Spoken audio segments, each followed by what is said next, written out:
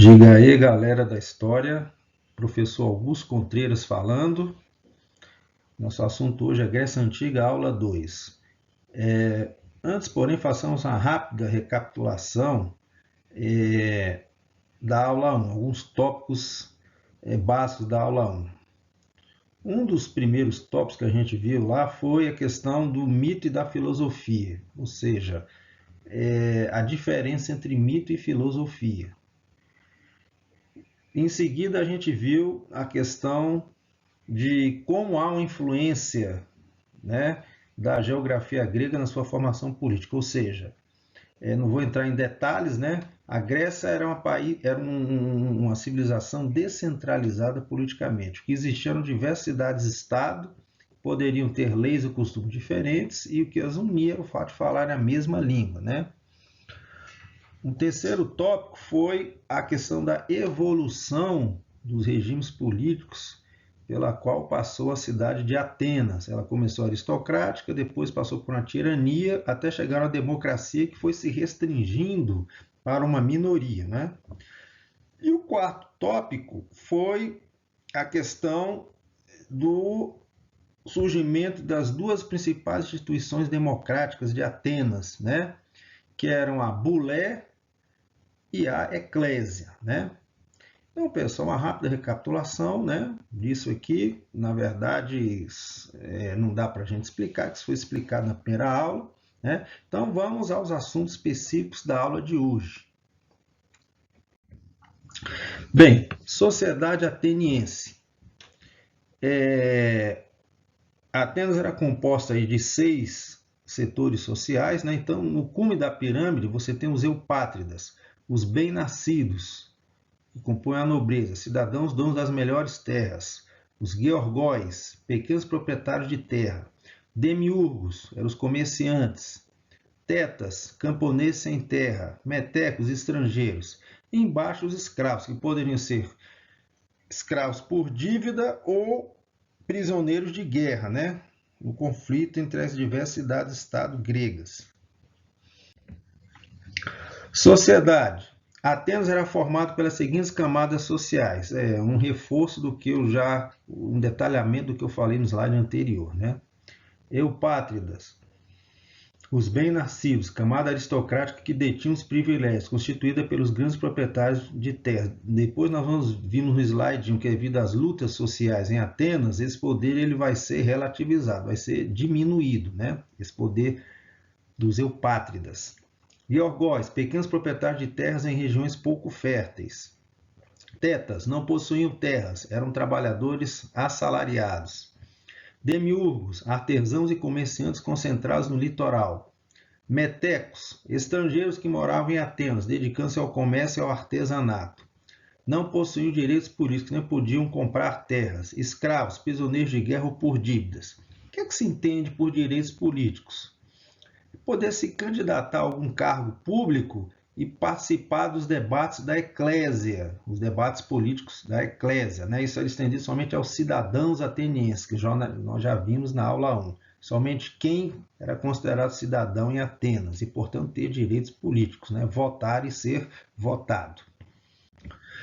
Sociedade espartana. Espartano se refere a Esparta, uma cidade-estado grega que rivalizou com Atenas, né? Os livros de história em geral eles se referem quase que somente a essas duas cidades, né? Que foram as que destacaram na Grécia Antiga. Compondo 5% da população no cume da pirâmide, você tem os esparciatas, né? Espartanos, ricos donos de terras e escravos, controlavam a política e o exército de Esparta. Um setor intermediário, os periecos, 10%. Homens livres, comerciantes e artesãos não eram considerados cidadãos, não possuíam direitos em Esparta. Ilotas, compondo 85% da população, a maioria esmagadora, né, da sociedade espartana. Escravos pertencentes ao Estado espartano, trabalhavam no campo para sustentar a elite espartana. Então, qual a diferença dos escravos em Atenas e em Esparta? Em Atenas, você poderia ter um escravo particular, de propriedade sua. Em Esparta, isso não existia. Os escravos eram propriedade do Estado, poderiam servir às classes dominantes mas eram propriedade do Estado espartano, tá? Política espartana. Nós vimos que em Atenas, comparado com essa estrutura que está aqui, dando uma olhada rápida, a estrutura política de Atenas era muito mais complexa, né? Então vamos lá. Política espartana. A cidade de Esparta era governada por 2 reis, o que caracteriza uma diarquia. Di quer dizer 2, arquia, governo ou poder, né? Os reis representavam os interesses da elite espartana. Além dos reis, outras 3 instituições ajudavam a governar Esparta. Está aqui à direita. Ápela, composto por espartanos com mais de 30 anos, elegia os membros da Gerúsia e do Eforato. Gerúsia, composto por espartanos com mais de 60 anos, possui o poder de criar leis. Talvez aqui dá para a gente deduzir que com 60 anos ou mais a pessoa tinha sabedoria suficiente para fazer parte dessa Gerúsia, né? Sabedoria e experiência de vida, né? Éforato, composto por 5 éforos, que possuem o dever e a obrigação de fiscalizar as ações dos reis de Esparta. Salvo engano, gente, em Atenas, se você era considerado cidadão, você tinha a oportunidade de discutir e debater uma proposta antes de votar a favor ou contra aquela proposta. Em Esparta, o debate, a discussão, a gente vai ver mais por que isso mais adiante, me parece que isso não era permitido ou não era estimulado. Por quê? Em Esparta, você simplesmente tinha que dizer contra ou a favor, sim ou não, em relação a alguma proposta a ser aprovada. Não era permitido o debate. Tá? E nós vamos ver o porquê disso. É uma questão relativa à educação espartana que a gente vai ver mais adiante aí.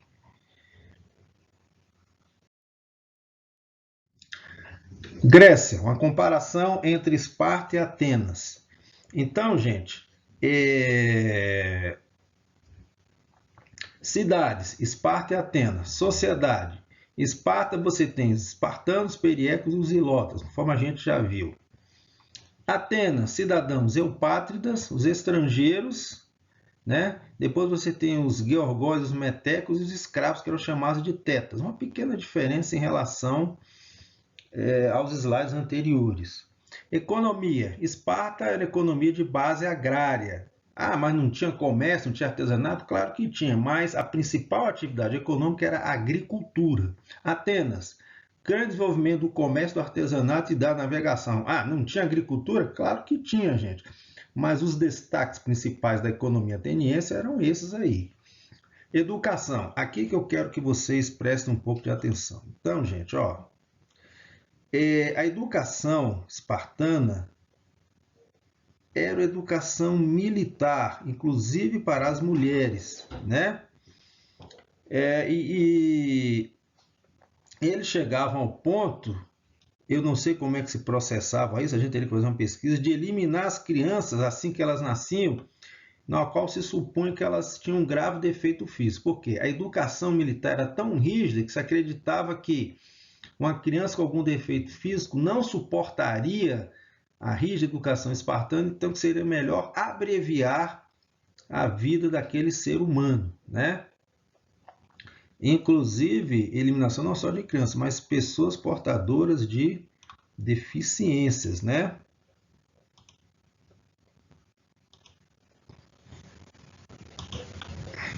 Então, olha só, se eu tinha uma educação militar, né? Tanto naquela época como hoje, em geral, o que é que está na nossa mente? Que o militar, ele diz apenas palavras afirmativo, negativo, sim senhor, não senhor. Em geral, eles não debatem, não discutem. Então, isso vai ser uma característica da educação espartana, não há oportunidade para o debate. Numa sociedade assim, gente, o pensamento crítico, o pensamento filosófico, pouco vai se desenvolver, ou até podemos afirmar que não vai se desenvolver em Esparta, ao contrário de Atenas, né? Então, é razoável a gente supor que em Esparta não nasceu nenhum grande pensador, nenhum grande artista, enquanto Atenas, como tinha essa questão do debate, da discussão, do pensamento crítico, vamos usar essa palavra, o surgimento da filosofia e da criatividade com certeza surgiu em Atenas e não deve ter surgido em Esparta, tá? Bom, Como é que era a educação em Atenas? Olha aqui, ó. Formação física e intelectual, tinha a parte física, né? Agora tinha alguns problemas, era uma sociedade machista. Olha aqui, ó, exclusão da mulher. Como você vai ter o desenvolvimento do pensamento crítico em Atenas, sobretudo na Eclésia, você vai ter o desenvolvimento cultural e artístico, coisa que não existiu em Atenas, né? Vamos em frente então, galera. Bom, agora a gente muda de assunto, vamos falar dos conflitos de Atenas nada disso, da Grécia com outros povos. Então, um dos primeiros conflitos vai ser contra o Império Persa, né? Então, nós temos aqui o Império Persa em seu apogeu. Apogeu quer dizer extensão máxima, no ano 500 a.C. Então, olha aqui, ó, eu vou tentar mostrar aqui para vocês só a extensão do Império Persa. Aqui, ó, mais ou menos, né? Chegando até os confins da Índia aqui, ó, ao país Índia atual. Então, olha o tamanho do Império Persa, né? Nessa região aqui em amarelo é que os persas vão entrar mais ou menos nessa região, em conflito com os gregos. Por quê? Você tinha algumas colônias gregas, não vou entrar nos detalhes aqui de como surgiram essas colônias, né?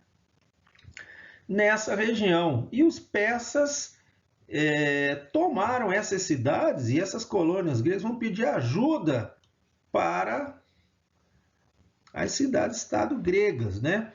Então, digamos assim, vamos usar essa expressão, né? Não sei se é muito correto, o imperialismo persa vai entrar em choque com essa área aqui, com algumas cidades aqui, por exemplo, a cidade de Mileto está aqui, ó, entrar em choque com algumas cidades fundadas pelos gregos, e essas cidades vão pedir ajuda à Grécia. Então, essa vai ser o quê? O mote, uma das principais causas do conflito entre persas e a Grécia Antiga, ok? Só para a gente ter uma noção aí do tamanho do Império Persa.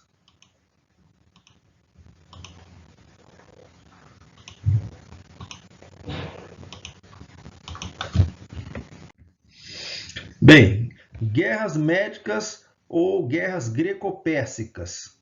Quando? Em história você tem que dizer quando tempo durou um evento histórico longo, né? De 499 a 449 anos antes de Cristo, ou seja, 50 anos, meio século, que para os nossos padrões atuais é um tempo bastante longo, né? Então, motivo principal, luta das colônias gregas na Ásia Menor contra a expansão dos persas, que era chamado de Império Aquemênida, na Ásia Menor. A Ásia Menor corresponde hoje mais ou menos à atual Turquia, né? Desdobramentos. Os persas não só vão dominar as cidades ali na Turquia, como vão invadir o continente europeu e exige a rendição de todas as cidades-estado. Aí você vai ter uma descrição dos conflitos, né? E no final você vai ter o quê? Vitória grega, formação da Liga de Delos, união das cidades gregas contra futuros ataques persas. Nós vamos ver que vai surgir outra liga que vai se opor à Liga de Delos, né? Nos próximos slides. Continuando. Atenas lidera a Liga de Delos, só que ela vai cobrar tributos das cidades aliadas e não é só impostos, se não me engano, fornecimento de navios, né, e outras coisas para manter essa liga, né, contra futuros ataques ou contra-ataques dos persas, né? Só que ela vai usar esses tributos, essa vai ser uma das causas da desconfiança de outras cidades em relação a Atenas, para o embelezamento de Atenas, né? Construção de monumentos, de prédios, embelezamento com mármore e outras coisas, né?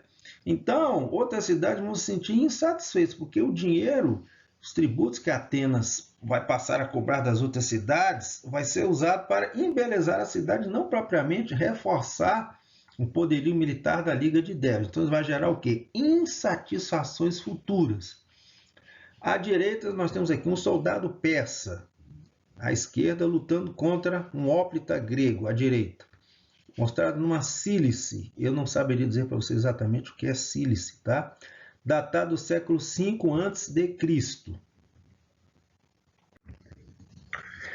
Bom, gente, nós vimos que algumas cidades vão ficar insatisfeitas com essa opressão e essa liderança de Atenas que vai cobrar tributos para manter a Liga de Delos. Então, de uma luta externa vai surgir uma guerra interna entre as diversas, vai envolver boa parte das cidades-estados gregos. Então vai surgir uma guerra interna chamada Guerra do Peloponeso. Peloponeso vem da Península do Peloponeso, que fica na Grécia, né? Essa guerra vai ser entre quem? Atenas, liderando a Liga de Delos, e Esparta, que vai liderar uma outra liga para se opor a Atenas, chamada Liga do Peloponeso. Quando foi? Entre 431 e 404 a.C., aproximadamente 30 anos, né? Onde? Grécia continental e insular, ou seja, no continente grego, e batalhas nas ilhas gregas, né?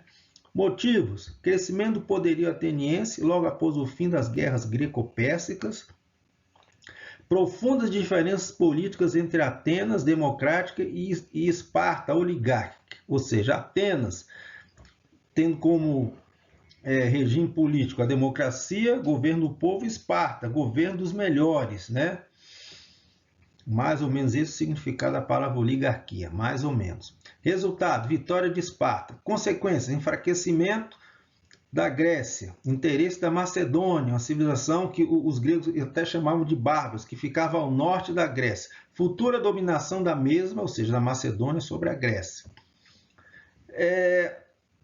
As fontes primárias, para quem se interessar por esse assunto, né, ou seja, que foram escritos na época e talvez alguns anos depois da Guerra do Peloponeso, foram desses dois historiadores, Heródoto e Tucídides.